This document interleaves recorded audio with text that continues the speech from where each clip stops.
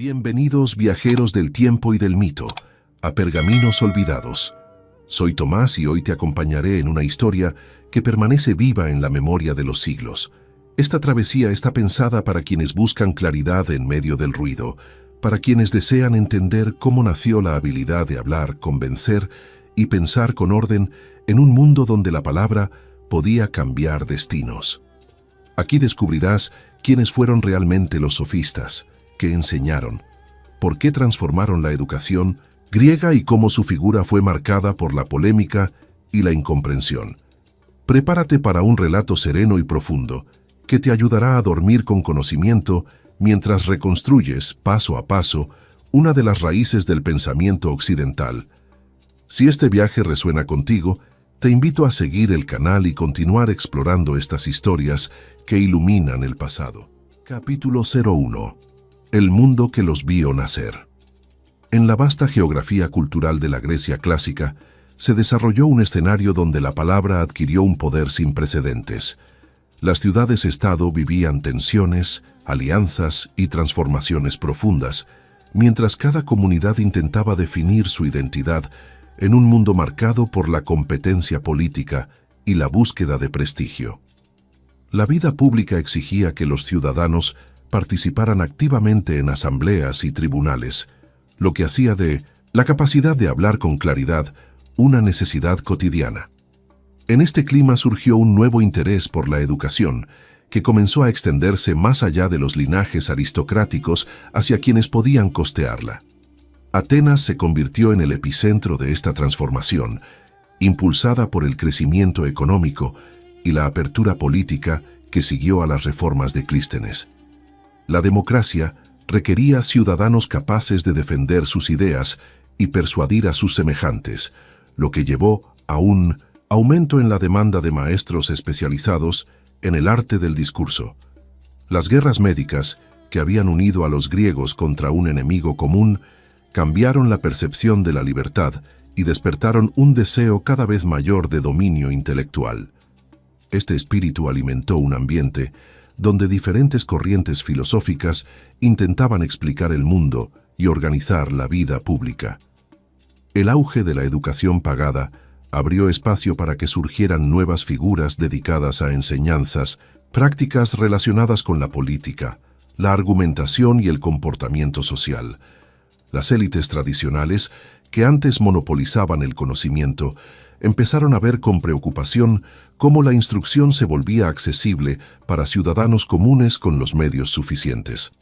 A medida que la ciudad se expandía y se hacía más compleja, conceptos como virtud y excelencia ya no se limitaban al linaje noble, sino que podían adquirirse mediante aprendizaje y esfuerzo. El prestigio que antes se heredaba comenzaba a poder construirse con habilidad. El contacto constante entre culturas, debido al comercio marítimo, trajo consigo nuevas preguntas sobre la naturaleza de lo justo, la moral y las costumbres.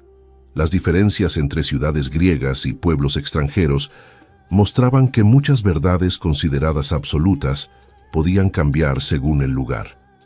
Este descubrimiento generó un clima intelectual en el que se cuestionaban tradiciones y se buscaban fundamentos más flexibles para la convivencia. La observación del mundo se convirtió en una herramienta para reflexionar sobre lo que significa vivir bien y decidir colectivamente.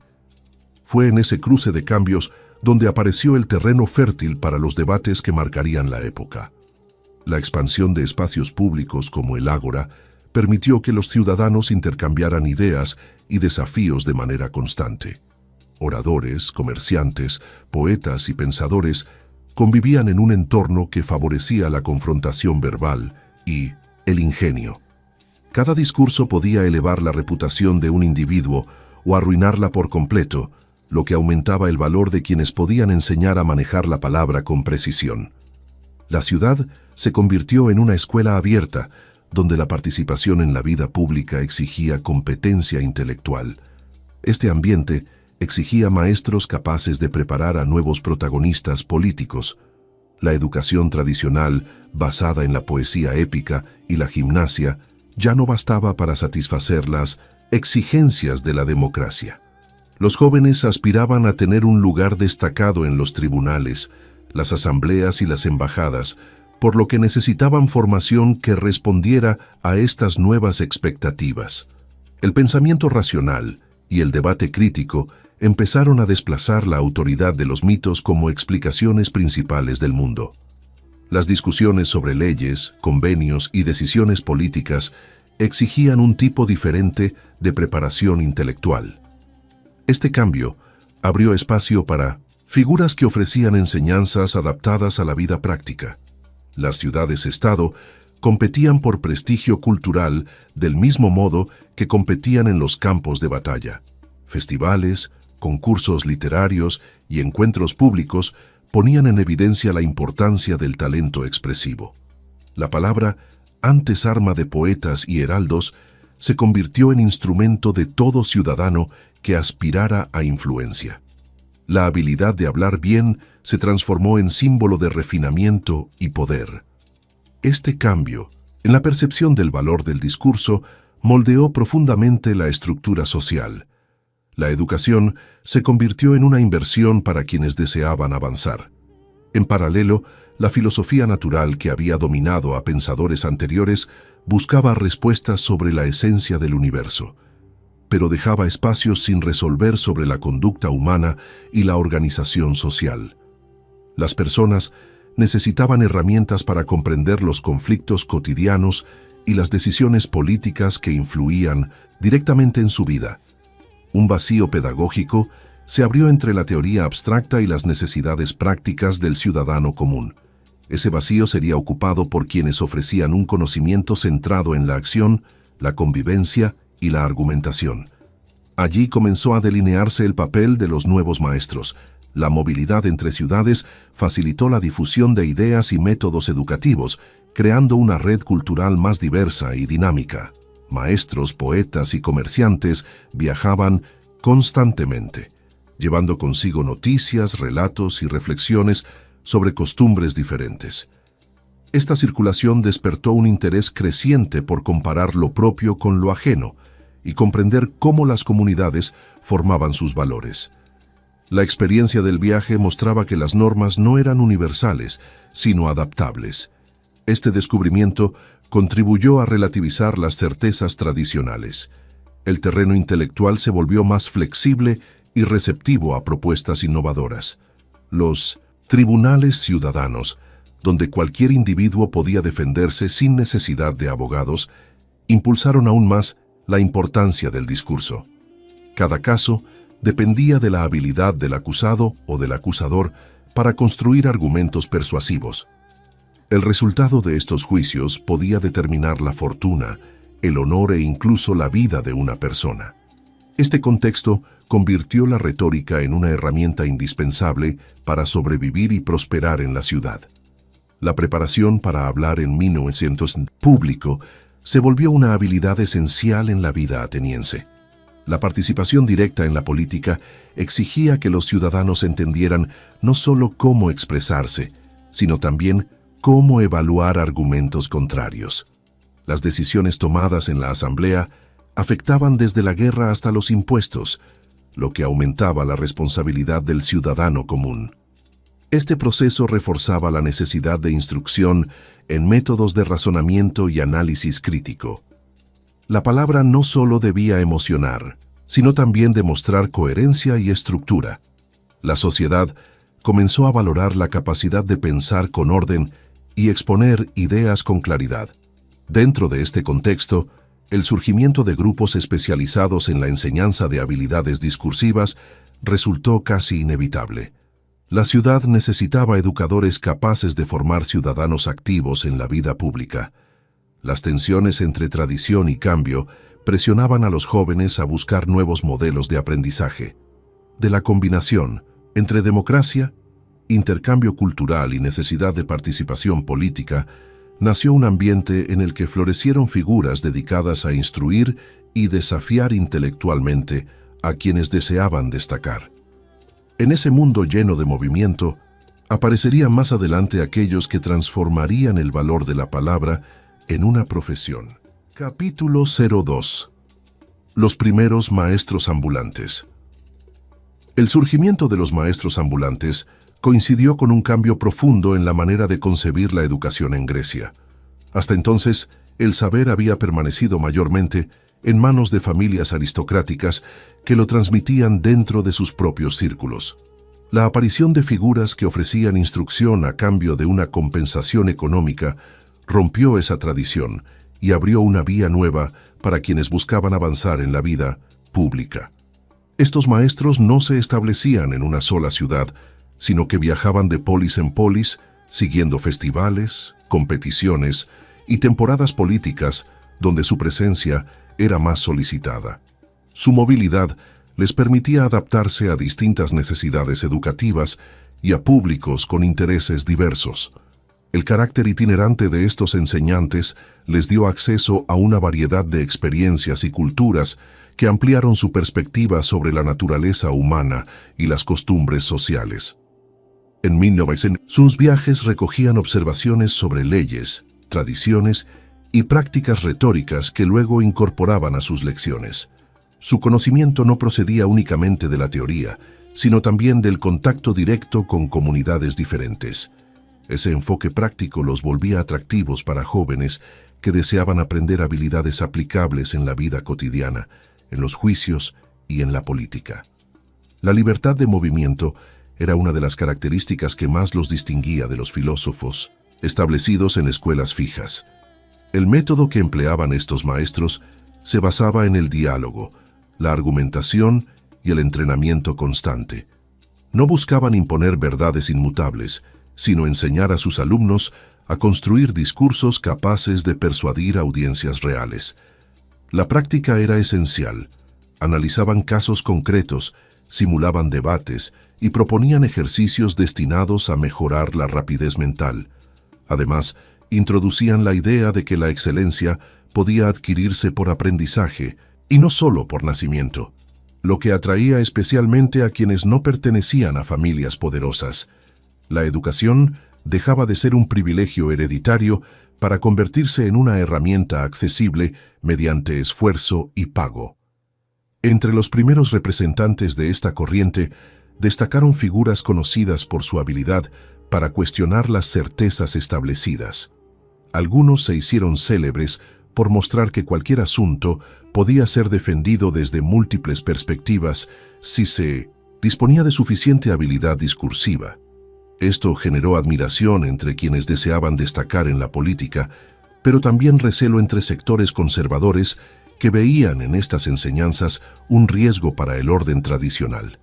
Aún así, la capacidad de abrir la mente a diferentes interpretaciones se convirtió en una marca distintiva de estos educadores. Su técnica invitaba a pensar más allá de la costumbre.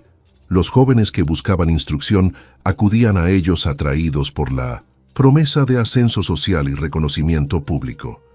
Las ciudades con vida política intensa necesitaban ciudadanos capaces de expresar ideas con fuerza y claridad.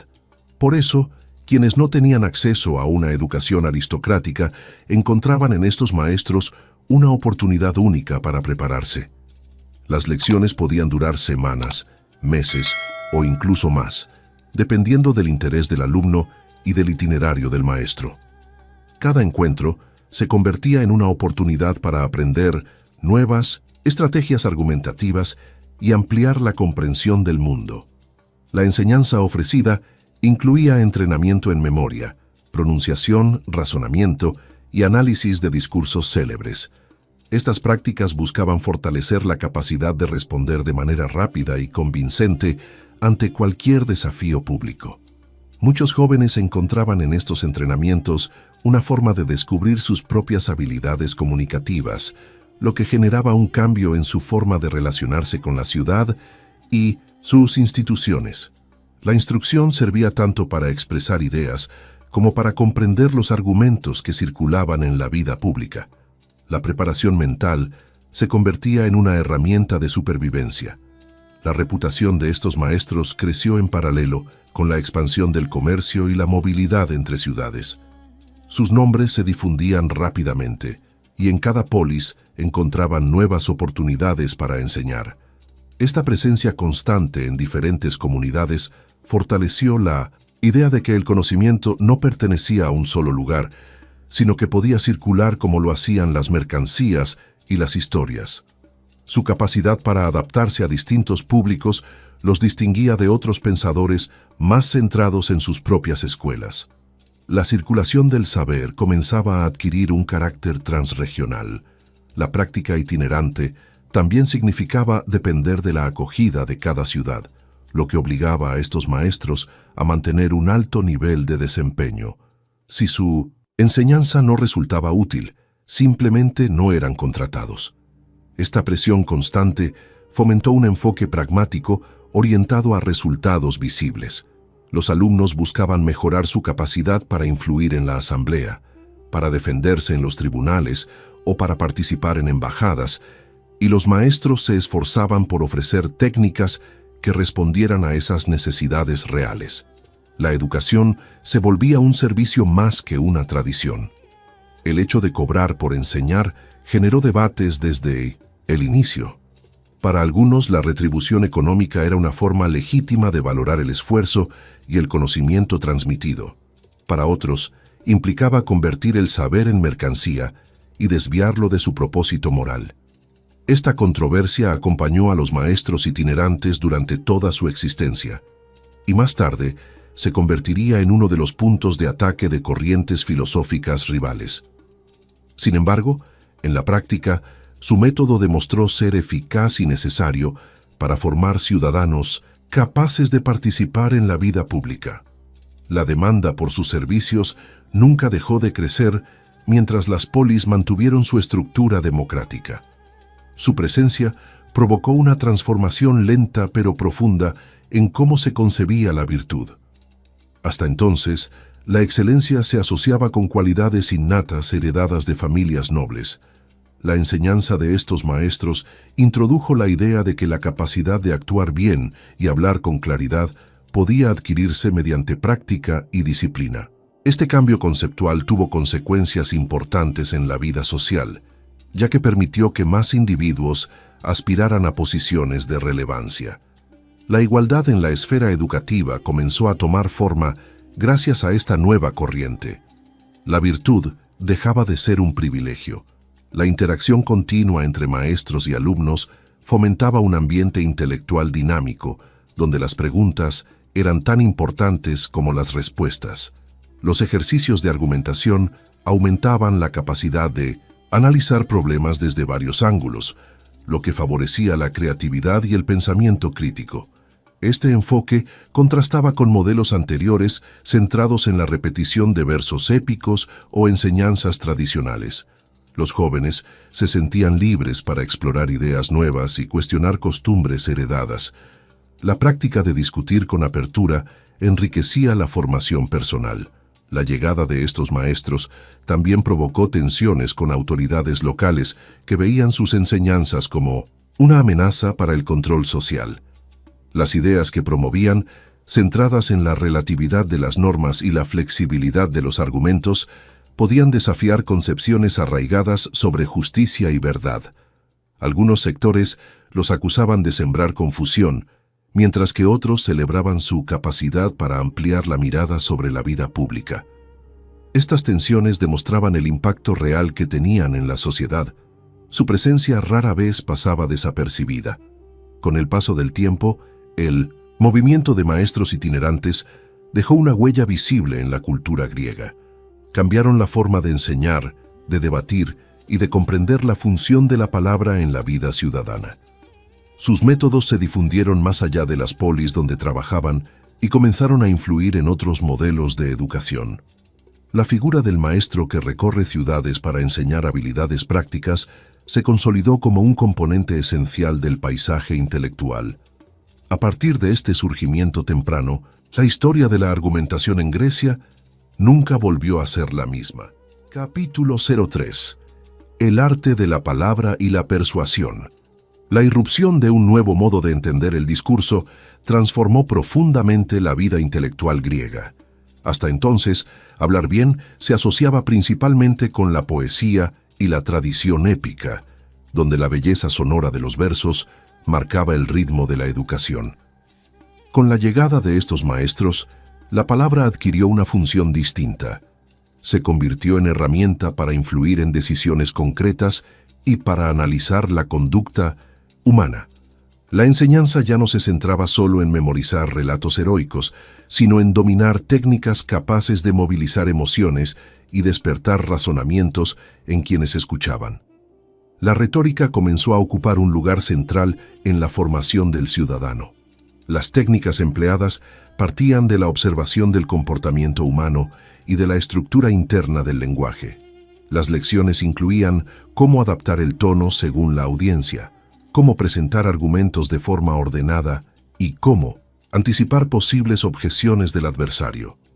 Cada palabra debía cumplir una función precisa dentro del discurso, lo que exigía al aprendiz disciplina y capacidad de análisis.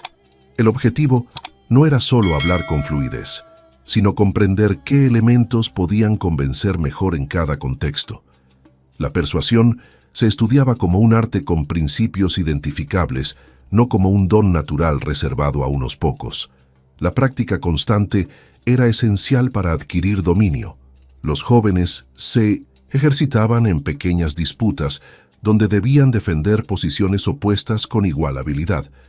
Este método buscaba demostrar que muchos temas podían analizarse desde perspectivas diferentes. La flexibilidad mental se volvía tan valiosa como la fuerza del argumento principal. Cada ejercicio enseñaba a reconocer las grietas de un razonamiento y a construir respuestas adecuadas. El resultado era una capacidad creciente para pensar con claridad bajo presión, una habilidad especialmente útil en tribunales y asambleas. El interés por la estructura de los discursos llevó a analizar los elementos que generan credibilidad. Se enseñaba a distinguir entre apelaciones basadas en la razón, en las emociones o en la reputación del orador. Este análisis ayudaba a comprender cómo se forman las impresiones en la audiencia y por qué algunas ideas parecen más convincentes que otras. La observación detenida de estos factores permitía afinar el estilo personal y adaptarlo a las circunstancias. El arte de hablar se convertía en una ciencia de la influencia social. La palabra se transformaba en instrumento consciente. Otro aspecto decisivo fue la relación entre lenguaje y verdad. Para estos maestros, la verdad no siempre aparecía como algo fijo e independiente del discurso, sino como una construcción que dependía del contexto y de la interpretación. Esta postura no negaba la existencia de hechos, pero resaltaba que la comprensión humana siempre está mediada por la manera en que se presentan y se ordenan las ideas. Esta perspectiva provocó controversias, ya que cuestionaba certezas que muchos consideraban inmutables. Sin embargo, también abrió nuevas vías para reflexionar sobre el conocimiento. La palabra adquiría un papel central en la búsqueda de sentido. El énfasis en la relatividad de las percepciones llevó a explorar cómo distintos grupos sociales interpretan las situaciones de manera diferente. Las normas y valores cambiaban según la ciudad, lo que mostraba que el juicio humano no depende exclusivamente de principios universales. Este fenómeno dio origen a debates sobre la justicia, la utilidad y la conveniencia de determinadas acciones. La enseñanza invitaba a analizar las costumbres con mirada crítica, evitando la aceptación automática de lo tradicional. La capacidad de evaluar un asunto desde varias posiciones se convirtió en una marca distintiva del pensamiento de la época. La observación de la vida cotidiana alimentaba los ejemplos utilizados en las lecciones. Los maestros recurrían a disputas reales, sentencias judiciales y decisiones políticas para mostrar cómo funciona la persuasión en situaciones concretas. Esta conexión directa con la práctica otorgaba a sus enseñanzas un atractivo que otras propuestas filosóficas no tenían. Los estudiantes no solo aprendían teoría, sino también a aplicar los principios de inmediato. La retórica dejaba de ser un adorno para convertirse en una habilidad útil que podía cambiar el curso de un debate. La efectividad se medía en la vida pública. El desarrollo del lenguaje como herramienta de análisis estimuló la creación de nuevos conceptos para describir procesos mentales y estructuras argumentativas. Se buscaba clasificar los tipos de razonamientos, identificar falacias y distinguir entre argumentos sólidos y débiles. Este esfuerzo sistemático contribuyó al crecimiento de la reflexión sobre el pensamiento mismo. La enseñanza ya no se limitaba a transmitir saberes, sino que impulsaba a los jóvenes a examinar cómo llegan a sus conclusiones. Este ejercicio de introspección intelectual permitió avanzar en la comprensión del razonamiento humano. La importancia del entrenamiento en memoria ocupaba un lugar fundamental, ya que el orador debía retener gran cantidad de información sin depender de textos escritos durante la presentación. Se desarrollaron técnicas específicas que aprovechaban asociaciones visuales, secuencias lógicas y estructuras narrativas para fijar ideas en la mente. Esta combinación de métodos permitía que los aprendices se expresaran con fluidez durante largas intervenciones. La memoria se convertía en instrumento creativo más que en simple repetición mecánica. Su fortalecimiento formaba parte de la preparación integral. La pronunciación y el uso del cuerpo también constituían elementos clave dentro del arte del discurso. La voz debía ser modulada para transmitir énfasis, serenidad o firmeza según el momento. Los gestos acompañaban el razonamiento y ayudaban a mantener la atención de la audiencia. Todo el cuerpo participaba en la comunicación, lo que exigía al aprendiz un control consciente de sus movimientos. Esta dimensión física otorgaba fuerza y presencia al orador. La palabra se volvía inseparable del gesto. El entrenamiento incluía ejercicios destinados a despertar la rapidez mental. Se planteaban problemas inesperados que debían resolverse con argumentos improvisados pero coherentes. Este tipo de práctica preparaba al estudiante para enfrentar la incertidumbre de los debates públicos. La capacidad de reaccionar con serenidad y claridad, incluso bajo presión, se convirtió en uno de los objetivos más valorados.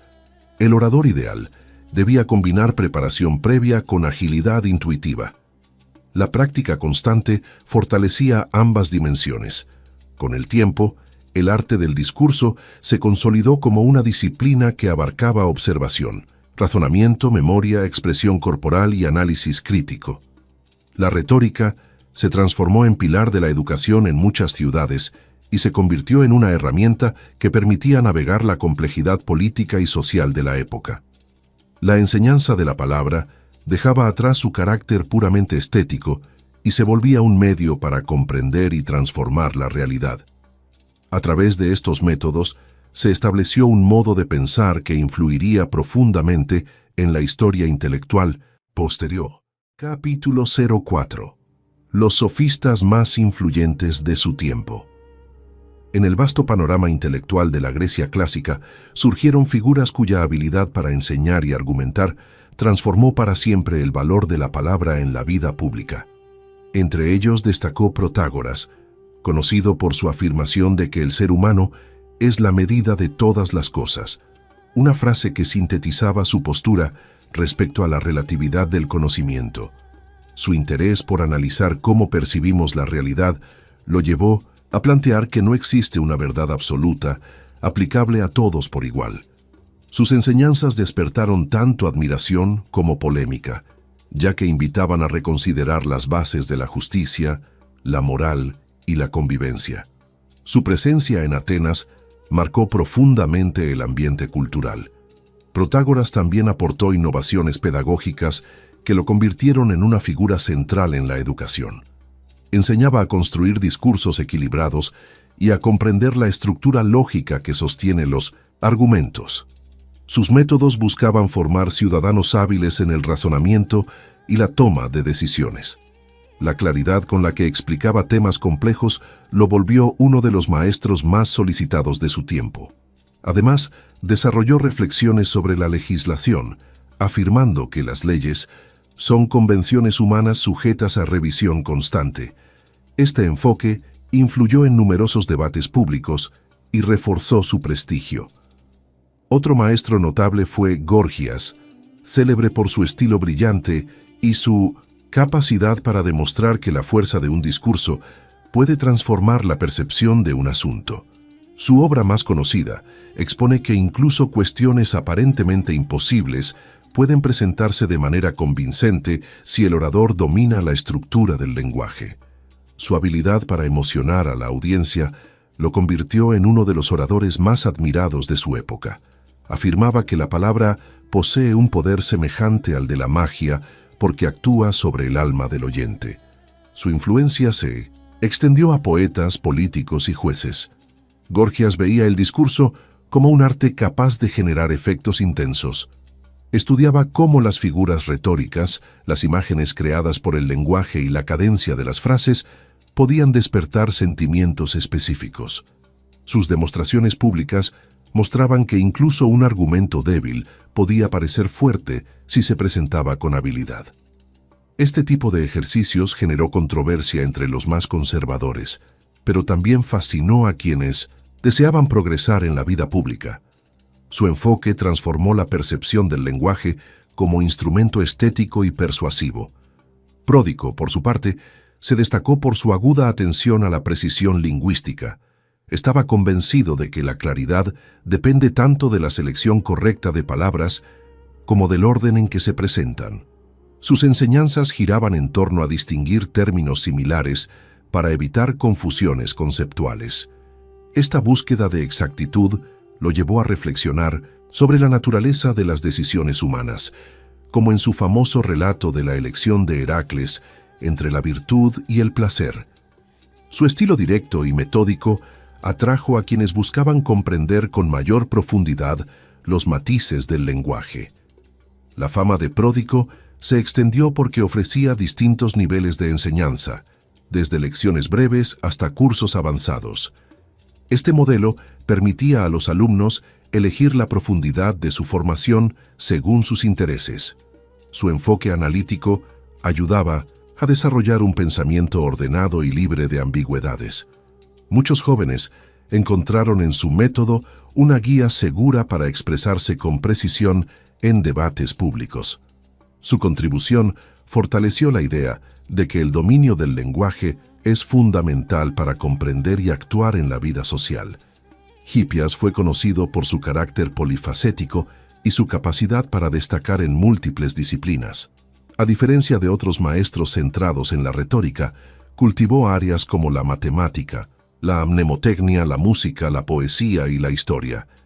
Esta diversidad lo convirtió en uno de los intelectuales más admirados de su época.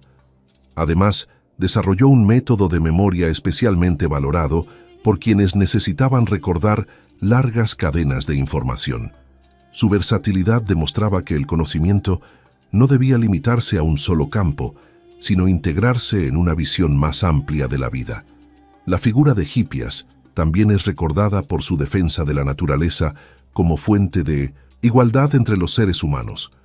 Argumentaba que las diferencias entre ciudades, leyes y costumbres no se deben a principios universales, sino a acuerdos impuestos por tradición. Esta perspectiva lo llevó a cuestionar jerarquías establecidas y a plantear que todos comparten una condición fundamental común. Su postura influyó en debates sobre ciudadanía y justicia, alimentando reflexiones que más tarde serían retomadas por otros pensadores. Entre los nombres menos mencionados, pero igualmente relevantes, se encuentran Antifonte y Trasímaco, ambos conocidos por sus contribuciones al análisis del poder y de la ley. Antifonte exploró la tensión entre la naturaleza y las normas sociales, mostrando cómo muchas reglas que se consideran justas pueden contradecir necesidades humanas básicas. Esta postura lo llevó a investigar los límites de la obediencia y las motivaciones que guían las decisiones colectivas. Su obra refleja un interés profundo por los mecanismos sociales que gobiernan la vida cotidiana. Trasímaco, por otro lado, se hizo célebre por su afirmación de que la justicia es aquello que conviene al más fuerte, una idea que provocó intensos debates en la Atenas democrática. Su reflexión no pretendía justificar la opresión, sino analizar cómo el poder influye en la creación de leyes y en la interpretación de lo justo. Aunque su postura fue criticada, contribuyó a revelar aspectos fundamentales sobre la relación entre política y moral. Su obra estimuló discusiones que perduraron durante siglos y que influyeron en análisis posteriores sobre la autoridad. Estos maestros representaron distintas vertientes dentro del movimiento, pero compartieron el propósito de explorar la palabra como herramienta para comprender y transformar la realidad. Cada uno aportó métodos, conceptos y perspectivas que enriquecieron el pensamiento de la época. Sus enseñanzas no se limitaban a formar oradores hábiles, sino a abrir caminos para reflexionar sobre el conocimiento, la conducta humana y la organización social. Así, dejaron huellas permanentes en generaciones enteras de ciudadanos y pensadores. La diversidad de enfoques dentro del grupo permitió que sus ideas se difundieran en múltiples direcciones. Sus prácticas influyeron tanto en el ámbito político como en el educativo, y se convirtieron en parámetros para evaluar la competencia discursiva. Aunque más tarde serían criticados con dureza por corrientes rivales, su impacto en 1900, la vida cultural de Grecia fue innegable. Su legado se percibe en la forma en que se concibe el debate público, la educación y el análisis del lenguaje. Con sus aportes, la historia intelectual adquirió un nuevo impulso. La presencia de estas figuras en diferentes ciudades consolidó la percepción de que el saber podía adquirirse, transmitirse y perfeccionarse. La palabra dejó de ser privilegio de unos pocos para convertirse en instrumento accesible a quienes estaban dispuestos a aprender. Este cambio transformó profundamente la cultura política y educativa de Grecia. Al formar ciudadanos capaces de pensar y hablar con claridad, estos maestros contribuyeron al desarrollo de un ambiente intelectual vibrante que influiría en incontables generaciones. Capítulo 05. Democracia, poder y conflicto intelectual. El auge de la democracia ateniense creó un escenario donde la participación ciudadana exigía una preparación intelectual más sofisticada que en épocas anteriores. Las decisiones ya no recaían únicamente en una minoría aristocrática, sino en miles de ciudadanos reunidos en asambleas que determinaban asuntos militares, económicos y judiciales. Este nuevo modelo político requería un dominio del discurso para defender propuestas, evaluar leyes y gestionar conflictos. En este ambiente, los maestros especializados se convirtieron en figuras indispensables para quienes deseaban prosperar en la vida pública. Su habilidad para enseñar persuasión respondía directamente a las necesidades políticas del momento. La interacción entre estos maestros y el sistema democrático generó transformaciones profundas en la cultura cívica. La participación activa en la asamblea exigía que los ciudadanos desarrollaran estrategias argumentativas capaces de influir en multitudes. La educación ofrecida proporcionaba herramientas para organizar ideas, anticipar objeciones y presentar discursos con claridad. Este proceso fortaleció la presencia de individuos provenientes de diferentes orígenes sociales, lo que contribuyó a una circulación de ideas más diversa dentro de los espacios públicos. La democracia adquiría un carácter más amplio y dinámico gracias a estas habilidades. La presencia de estos maestros despertó tensiones con ciertos sectores tradicionales de la sociedad. Las élites más conservadoras veían con preocupación que cualquier ciudadano con recursos pudiera instruirse en técnicas capaces de desafiar las estructuras establecidas. Para estos grupos, la ampliación de la educación debilitaba la autoridad heredada y abría espacio para cuestionamientos constantes. Esta tensión no se limitaba a las diferencias políticas, sino también a la concepción misma del conocimiento. La posibilidad de enseñar a argumentar desestabilizaba la idea de que solo unos pocos poseían la capacidad natural de gobernar. El conflicto intelectual se intensificó a medida que las nuevas prácticas se difundían. Algunos defensores de la tradición veían en el uso sofisticado del lenguaje una amenaza a la estabilidad de las leyes y de la moral.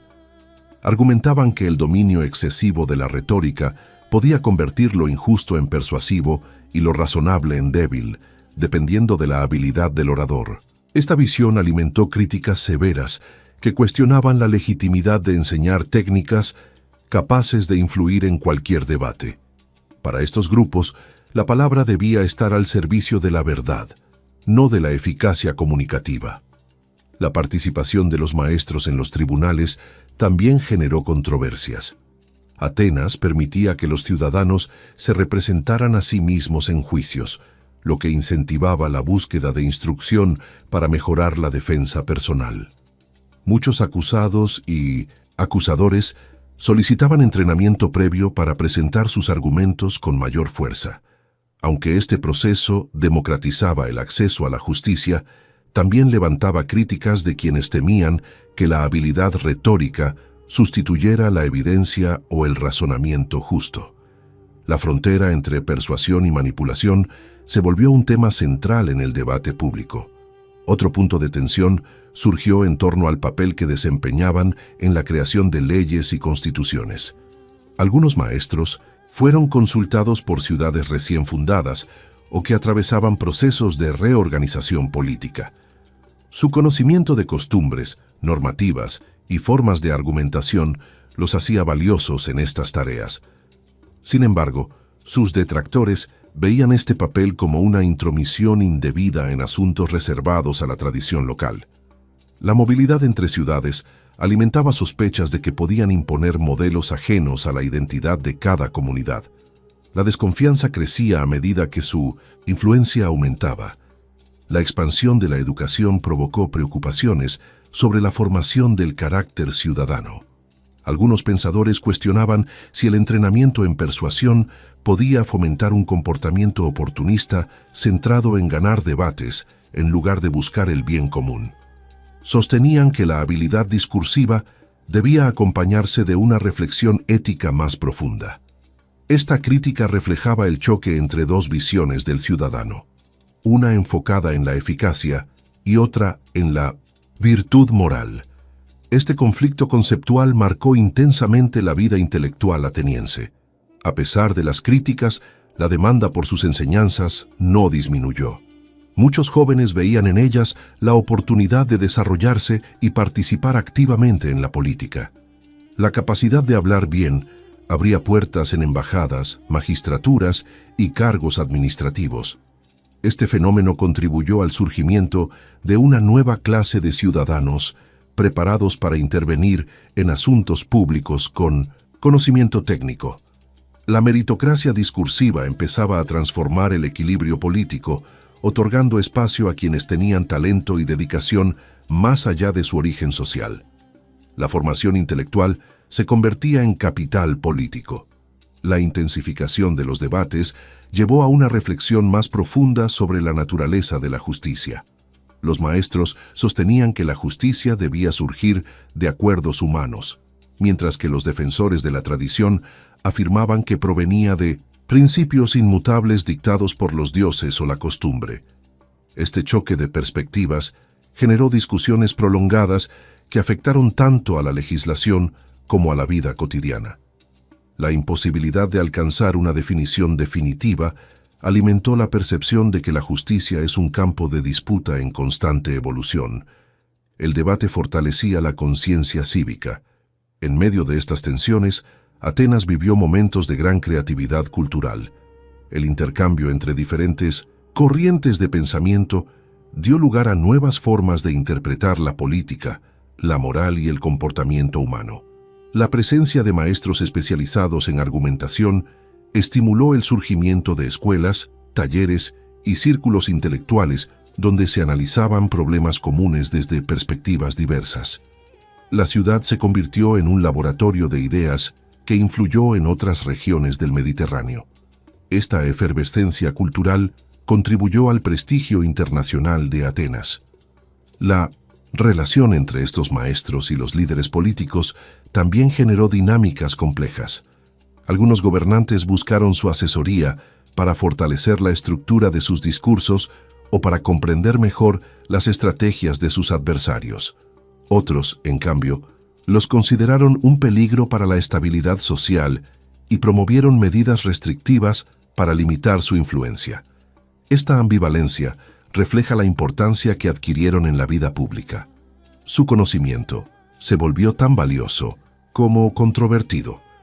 A lo largo de este periodo, el conflicto intelectual alrededor de las prácticas discursivas mostró cómo la palabra puede convertirse en un terreno de poder.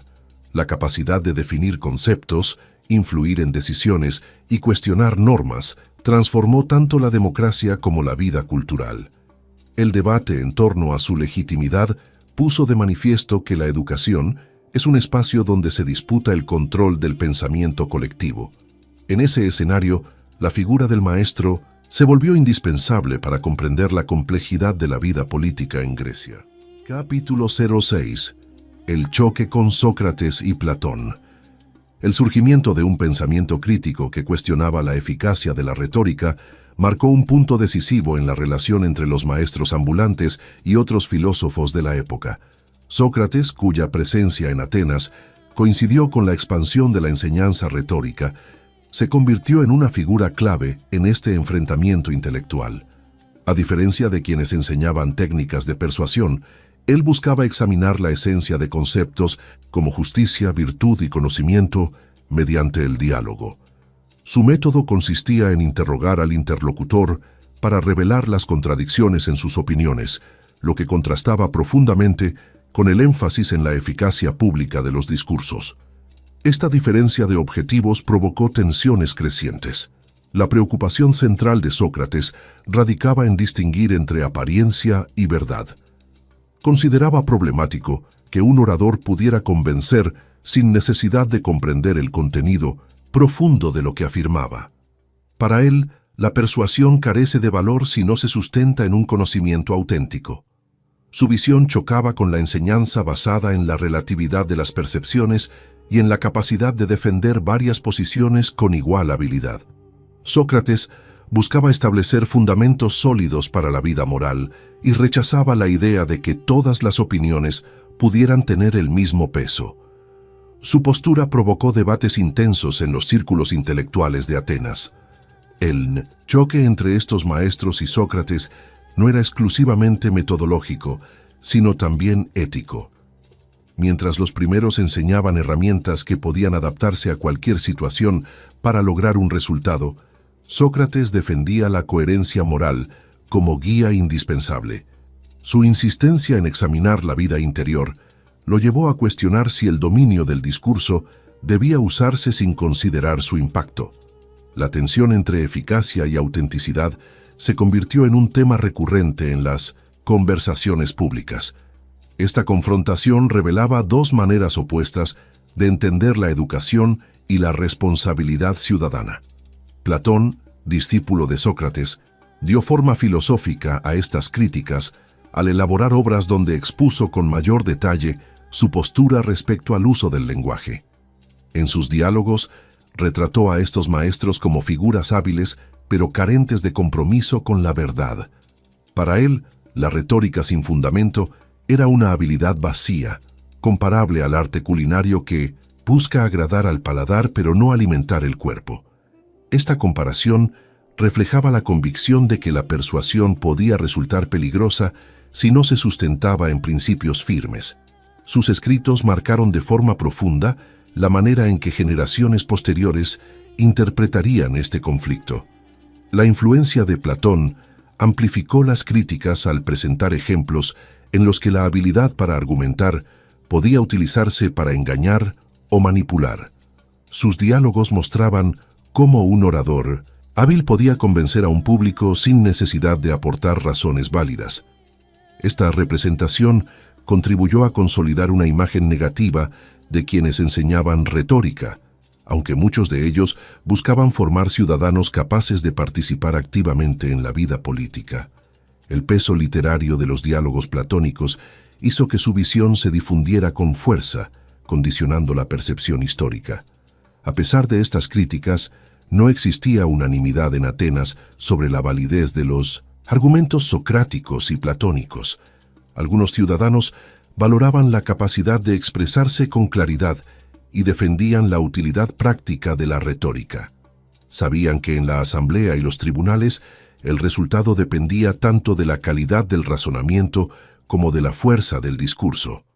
Esta realidad cotidiana hacía que muchos vieran la educación en persuasión como una herramienta indispensable, independientemente del juicio filosófico. La tensión entre ambas posiciones reflejaba la diversidad de intereses presentes en la vida pública. El conflicto también se relacionaba con diferencias en la concepción del conocimiento.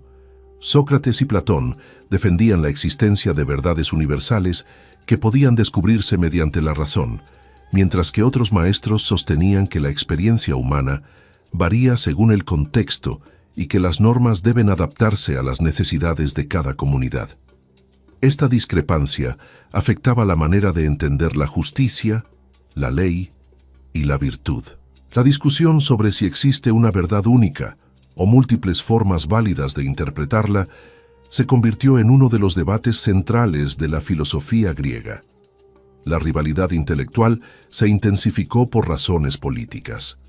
Los seguidores de Sócrates sospechaban que la enseñanza de habilidades persuasivas podía poner la democracia en manos de oradores capaces de influir en la multitud sin tener un conocimiento adecuado. Por otro lado, quienes valoraban la enseñanza retórica sostenían que la participación ciudadana requería precisamente esas habilidades para garantizar igualdad en el debate público. La división se profundizaba y ambos grupos recurrían a argumentos que revelaban diferentes visiones sobre la naturaleza de la sociedad y el poder.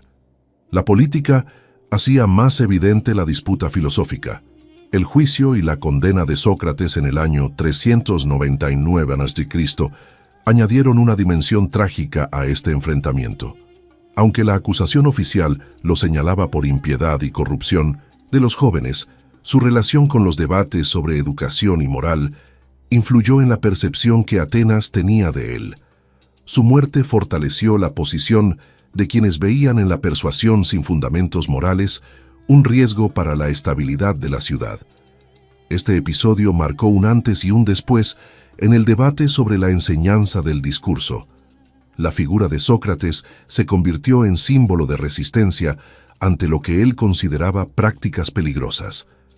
Tras la muerte de Sócrates, Platón intensificó su labor de reinterpretar el conflicto mediante obras que ofrecían un marco conceptual más amplio. En ellas, defendió la idea de que el verdadero conocimiento debe guiar la acción política y que la formación del ciudadano debe incluir una reflexión ética profunda. Esta visión contrastaba con el énfasis pragmático de quienes enseñaban habilidades de persuasión orientadas a la vida pública. La influencia de estas obras fue tan grande que durante siglos determinaron la manera en que se comprendió la diferencia entre conocimiento y opinión. Su impacto condicionó la recepción histórica. El enfrentamiento entre estos dos modos de entender la educación dejó una huella profunda en la tradición filosófica occidental. Por un lado, se valoraba la capacidad de argumentar como instrumento para la participación ciudadana. Por otro, se defendía la necesidad de buscar verdades estables que guiaran la conducta humana. Esta dualidad se reflejó en debates posteriores sobre lógica, ética y política. Cada una de estas posiciones aportó elementos que enriquecerían el pensamiento futuro. La tensión entre ambas visiones se mantuvo viva durante siglos, influyendo en la formación intelectual europea. El choque entre los maestros de la palabra y los defensores de la verdad filosófica produjo un legado complejo en el que se mezclan admiración, crítica y reinterpretación. Aunque las obras de Platón contribuyeron a construir una imagen desfavorable de quienes enseñaban retórica, también revelaron la importancia de analizar cómo se usa el lenguaje y cómo se transmite el conocimiento. Este enfrentamiento estimuló reflexiones que dieron forma a nuevos modelos educativos. A lo largo del tiempo, la historia mostró que ambos enfoques, a pesar de sus diferencias, contribuyeron a comprender mejor la naturaleza del pensamiento humano y el papel del discurso en la vida social. Capítulo 07. La caída de su prestigio público. El declive de la reputación de quienes enseñaban el arte del discurso comenzó gradualmente, alimentado por cambios políticos y por transformaciones profundas en la sensibilidad cultural de Atenas. Tras la guerra del Peloponeso, la ciudad quedó marcada por la derrota, la inestabilidad y una sensación de vulnerabilidad colectiva. Muchos ciudadanos empezaron a buscar responsables simbólicos de la decadencia, y quienes habían desempeñado un papel visible en la formación de oradores se convirtieron en blancos fáciles. El clima de sospecha favoreció que se interpretara su influencia como una fuerza que había debilitado la cohesión social. Esta percepción abrió el camino para un descrédito generalizado. El triunfo de visiones más conservadoras contribuyó a reforzar la idea de que la enseñanza de técnicas argumentativas había fomentado comportamientos oportunistas en la vida pública. En este contexto, la habilidad para defender cualquier posición empezó a verse como una forma de manipulación que erosionaba los valores compartidos. La población asociaba la corrupción política y la decadencia moral con un uso irresponsable de la palabra. Este vínculo, aunque simplista, se convirtió en una narrativa poderosa que acompañó el declive de su prestigio. Las tensiones acumuladas durante décadas emergieron con mayor fuerza. Otro elemento decisivo fue la influencia de los seguidores de Sócrates y de otros pensadores que criticaban el uso instrumental del lenguaje. La muerte de Sócrates había dejado una marca emocional profunda en Atenas, y muchos interpretaron su condena como símbolo de los excesos de la retórica sin fundamento moral. Esta lectura fortaleció el rechazo hacia quienes impartían formación en persuasión. La memoria del filósofo se utilizaría como un recordatorio de la necesidad de una vida guiada por principios más sólidos. Este sentimiento alimentó una corriente crítica que se extendió rápidamente. A medida que se consolidaba esta imagen negativa, algunos sectores impulsaron medidas que limitaban la actividad de estos maestros. Aunque no existió una prohibición sistemática en toda Grecia, sí aparecieron ciudades que regulaban su presencia o restringían ciertos tipos de enseñanza. Estas decisiones reflejaban el temor de que la formación en discurso pudiera influir excesivamente en decisiones colectivas. La autoridad local buscaba preservar la tradición y proteger la estructura social ante lo que consideraban prácticas peligrosas. La educación se convertía en un terreno disputado. La competencia entre corrientes intelectuales contribuyó también a su declive. Las escuelas filosóficas emergentes ofrecían modelos alternativos de formación que ponían énfasis en la reflexión ética, el autoconocimiento y la búsqueda de verdades universales. Estos enfoques resultaban atractivos para quienes buscaban estabilidad conceptual en tiempos turbulentos. Frente a esta tendencia, la flexibilidad y el pragmatismo de la enseñanza retórica parecían insuficientes para responder a las inquietudes espirituales y morales de la época. La sociedad comenzaba a valorar más la introspección que la eficacia política. La crisis económica generada por la posguerra afectó la capacidad de muchas familias para financiar estudios avanzados. Dado que estos maestros dependían de la remuneración de sus alumnos, la disminución en la demanda repercutió en su modo de vida. Algunos abandonaron la enseñanza para dedicarse a otras actividades, mientras que otros buscaron refugio en ciudades menos afectadas por la crisis. Esta diáspora debilitó la cohesión del movimiento. La inestabilidad económica reveló la fragilidad de su posición dentro del sistema educativo. La creciente desconfianza hacia la palabra pública se manifestó también en cambios dentro de los tribunales. Los ciudadanos comenzaron a desconfiar de discursos demasiado elaborados y a valorar más la espontaneidad y la sinceridad. Este cambio cultural restó atractivo a quienes ofrecían formación profesional en argumentación. En un ambiente donde la sinceridad se convertía en virtud política, la habilidad para construir discursos complejos empezaba a verse con sospecha. La retórica, antes considerada herramienta de poder, se interpretaba ahora como signo de artificio. La influencia literaria de Platón reforzó aún más esta transformación. Sus diálogos presentaban imágenes que mostraban a los maestros de la palabra como figuras superficiales, interesadas solo en el triunfo verbal. Estas obras circularon ampliamente y moldearon la percepción que generaciones posteriores tendrían sobre la enseñanza retórica. La literatura adquiría un papel decisivo en la configuración de la memoria colectiva, estableciendo juicios que trascendieron sus contextos originales. Esta representación persistió durante siglos. Su impacto fue profundo. A pesar de la pérdida de prestigio, algunos maestros continuaron enseñando en círculos más reducidos. Las ciudades con menor participación en conflictos políticos mantuvieron la práctica de la educación en persuasión por considerarla útil para la administración local y la resolución de disputas. En estos lugares, la caída de la reputación no fue tan abrupta. La diversidad cultural del mundo griego permitió que ciertas regiones conservaran tradiciones que en Atenas estaban siendo cuestionadas con mayor fuerza. Esta variación geográfica muestra la complejidad del fenómeno. La competencia con otros modelos educativos no significó la desaparición inmediata de este tipo de formación.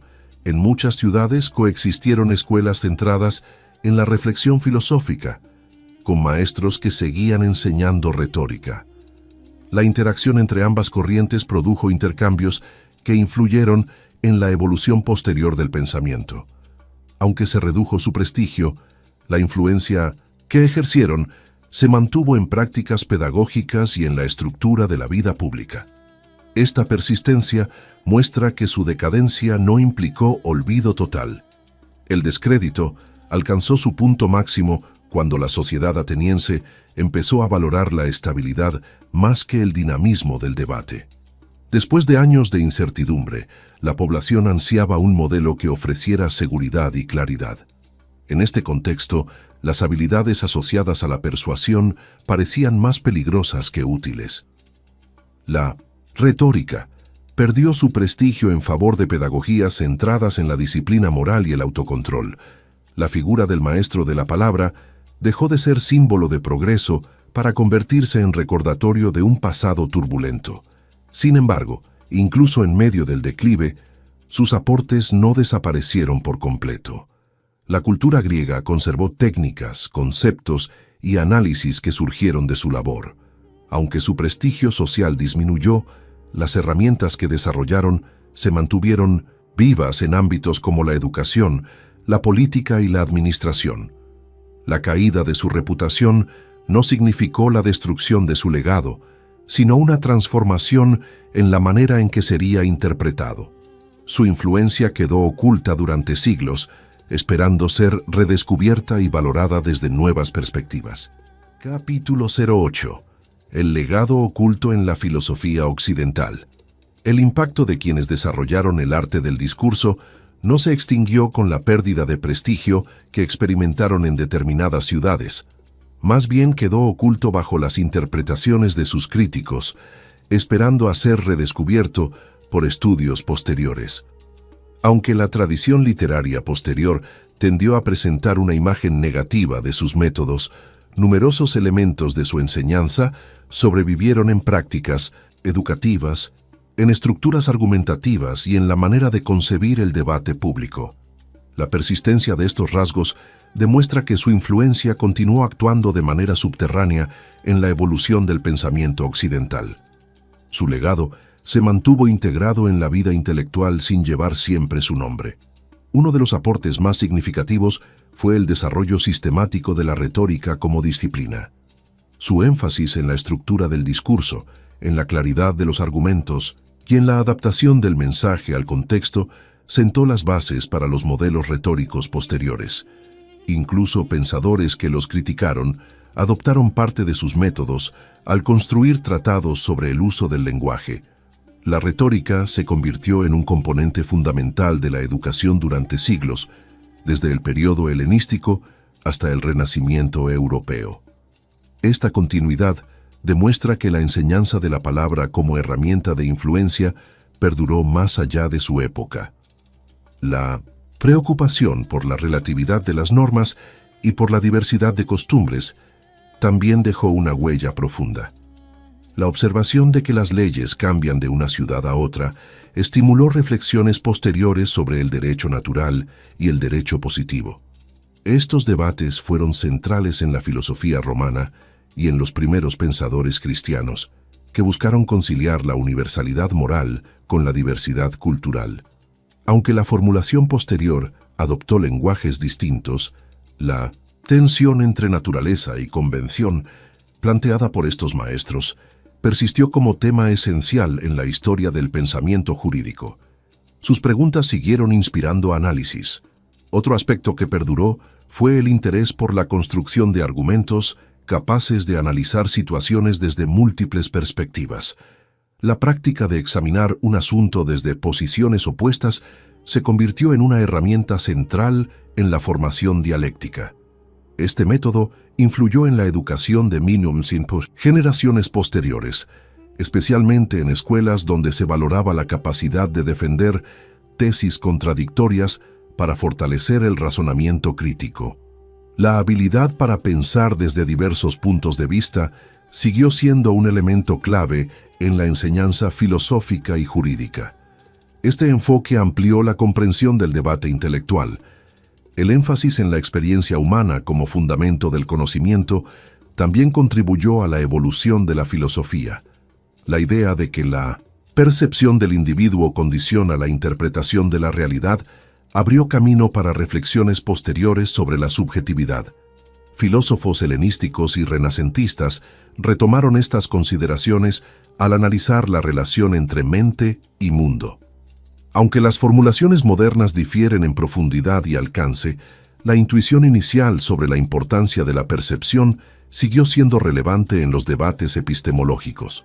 La atención a la experiencia individual anticipó discusiones futuras.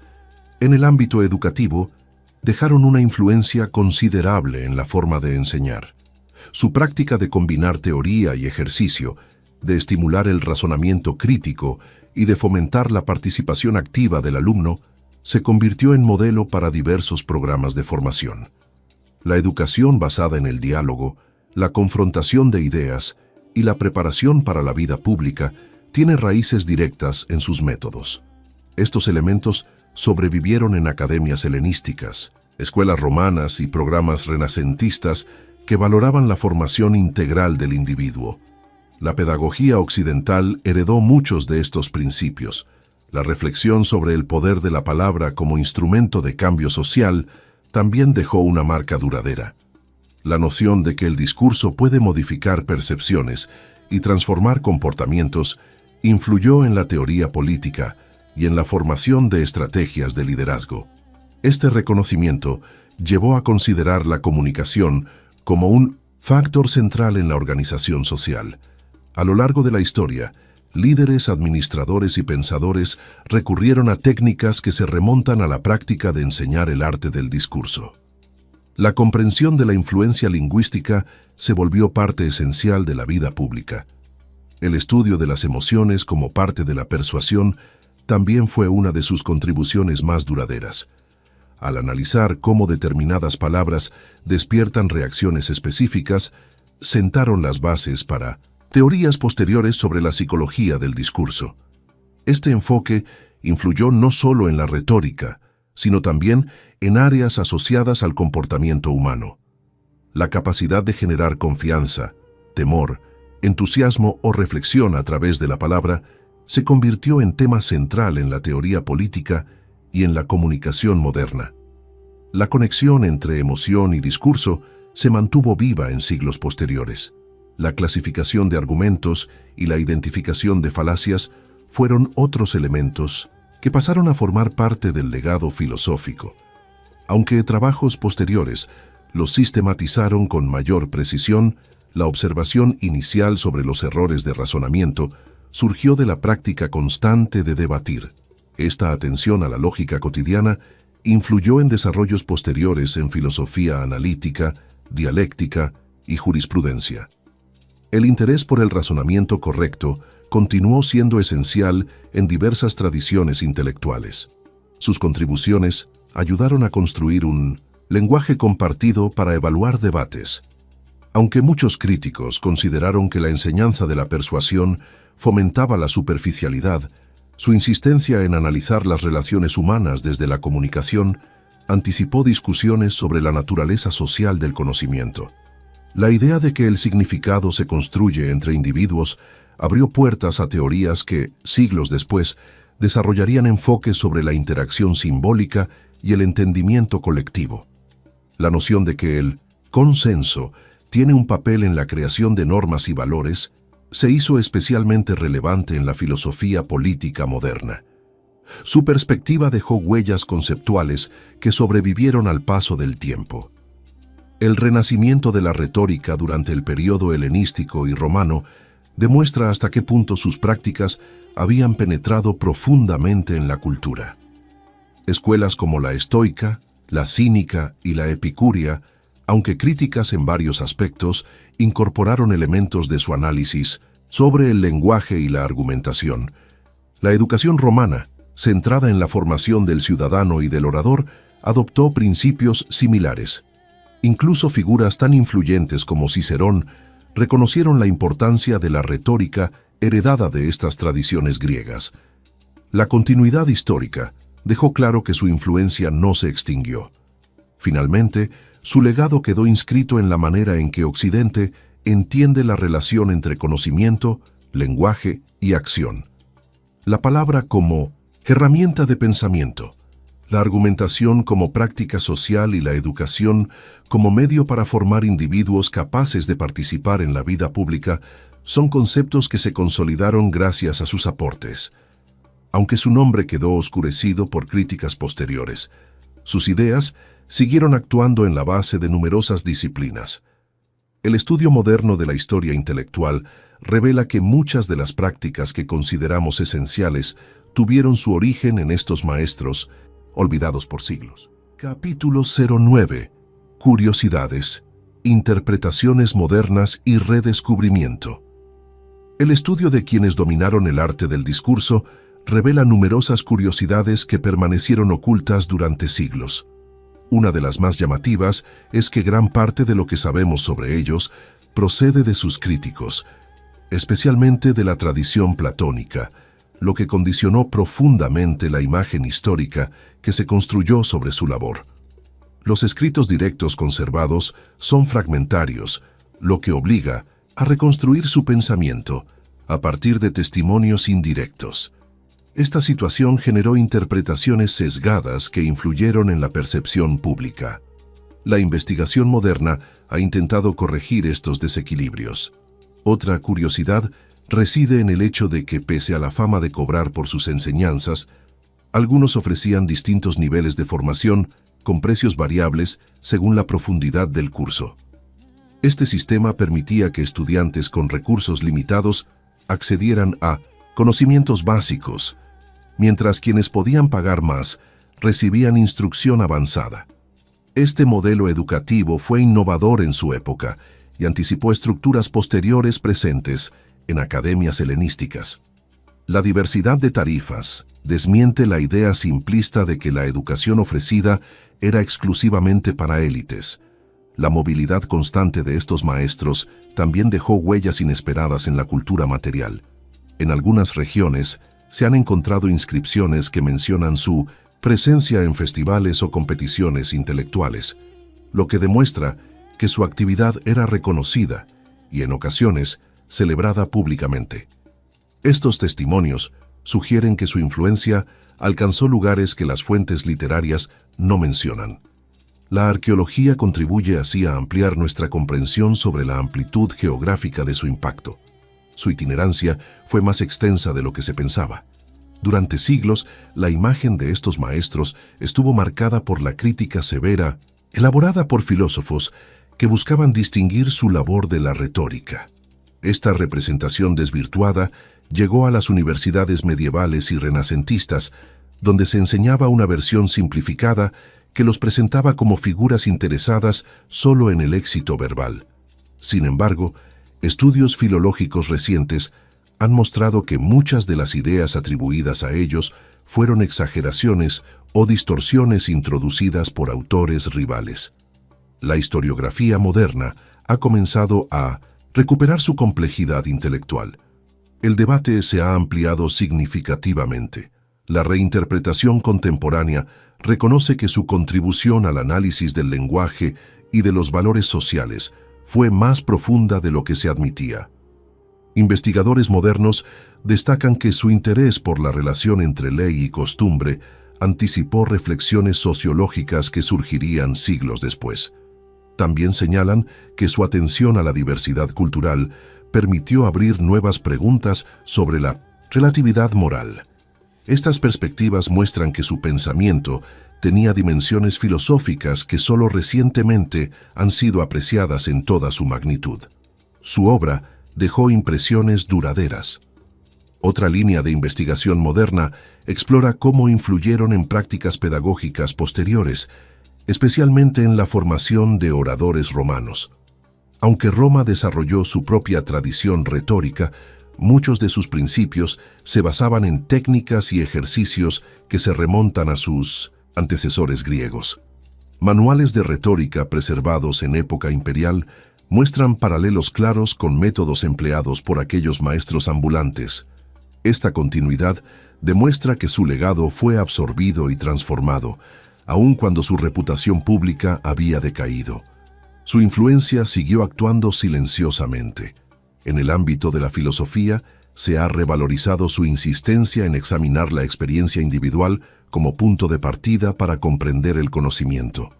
Esta atención a la perspectiva del sujeto los vincula con corrientes modernas que estudian la percepción, el lenguaje y la construcción social de la realidad.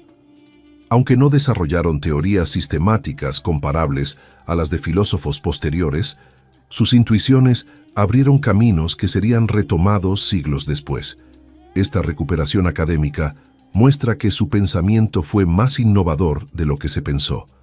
Las investigaciones siguen creciendo. Los estudios interdisciplinarios han revelado que su influencia alcanzó ámbitos inesperados, como la literatura dramática y la poesía. Autores que observaban la complejidad de la vida humana tomaron elementos de la argumentación y del análisis lingüístico para enriquecer sus obras. La presencia de debates sobre justicia, verdad y relatividad cultural en tragedias y comedias demuestra que sus ideas penetraron profundamente en la sensibilidad artística de la época. Aunque sin atribución explícita, su huella permanece en la dramaturgia griega. El arte absorbió su espíritu crítico. Un aspecto particularmente interesante es la recuperación de su figura durante el siglo XIX, cuando historiadores alemanes comenzaron a cuestionar las interpretaciones tradicionales heredadas del platonismo. Estos estudios remarcaron la necesidad de evaluar su pensamiento desde sus propios fragmentos y no únicamente desde los escritos de sus adversarios. Este giro metodológico dio inicio a un proceso de rehabilitación intelectual que continúa en la actualidad. La investigación filológica y filosófica ha permitido reconstruir una imagen más equilibrada y justa. Su figura fue revisada críticamente. La filosofía contemporánea, especialmente en corrientes que analizan el lenguaje y la comunicación, ha encontrado en ellos antecedentes relevantes. La idea de que el significado depende del contexto y de las convenciones sociales anticipa debates modernos en semiótica y pragmática. También su noción de que la verdad es, en minimis intersens, parte. Una construcción humana ha sido comparada con ciertas corrientes constructivistas y relativistas actuales. Esta afinidad conceptual ha reforzado el interés académico en revisitar sus aportes. Su actualidad es sorprendente. El redescubrimiento de su legado ha generado proyectos editoriales que buscan recopilar fragmentos dispersos y reconstruir sus doctrinas. Estas iniciativas permiten comprender mejor su diversidad interna y el alcance real de sus pensamientos. La edición crítica de textos fragmentarios ofrece una base más sólida para interpretar sus enseñanzas. Estas publicaciones han renovado el interés de especialistas y estudiantes por entender su papel en la historia del pensamiento. La reconstrucción sigue en marcha. El interés actual demuestra que, a pesar de haber sido marginados durante siglos, estos maestros dejaron una marca profunda en la cultura intelectual. Su capacidad para analizar el lenguaje, cuestionar costumbres y enseñar herramientas prácticas para la vida pública influyó en la formación de numerosos modelos educativos y filosóficos posteriores. El proceso de reinterpretación moderna ha permitido reconocer su verdadero alcance y corregir la visión reducida transmitida durante generaciones. Su historia, una vez condenada a la sombra, ha recuperado su lugar en la reflexión académica contemporánea. Académica contemporánea. Académica contemporánea. Académica contemporánea. Académica contemporánea. Académica contemporánea.